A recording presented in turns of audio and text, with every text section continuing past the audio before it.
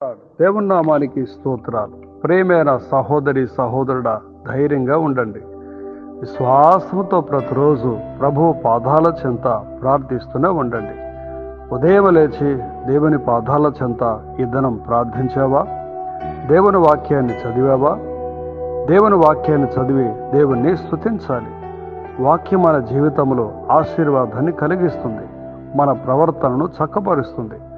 మనము దేవుని వాక్యాన్ని చదివినప్పుడల్లా దేవాది దేవుడు వాక్యం ద్వారా మనతో మాట్లాడుతూనే ఉంటాడు.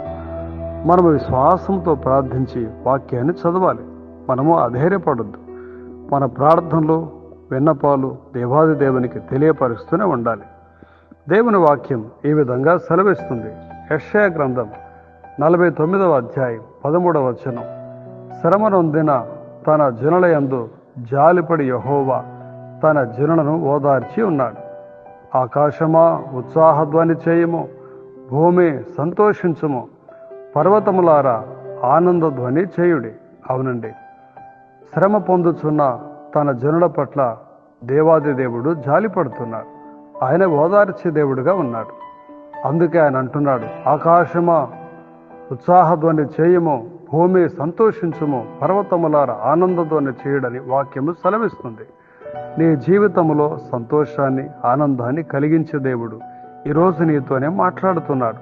విశ్వాసంతో ప్రార్థించండి, గంతులు వేయండి, సంతోషించండి. ఆ కృప దేవుడు నీకు అనుగ్రహిస్తున్నాడు. నీ ప్రజల మధ్యలో, స్నేహితుల మధ్యలో, బంధువుల మధ్యలో నీ తలను దేవుడు పైకి లేవనెత్తుచున్నాడు. సంతోషించమని దేవుడు నీకు తెలియపరుస్తున్నాడు. ఈ వాక్యాన్ని వింటుండగానే మోకరించి దేవుని పాదాల చెంత చేతులెత్తి స్తుతించి ఘనపరచు. దేవుడు తప్పక నీ తలను పైకెత్తి నిన్ను ఆశీర్వదిస్తాడు. దేవుడు మిమ్మల్ని మీ కుటుంబాన్ని దీవించి ఆశీర్వదించి కాపాడునుగాక. ఆమేన్, ఆమేన్.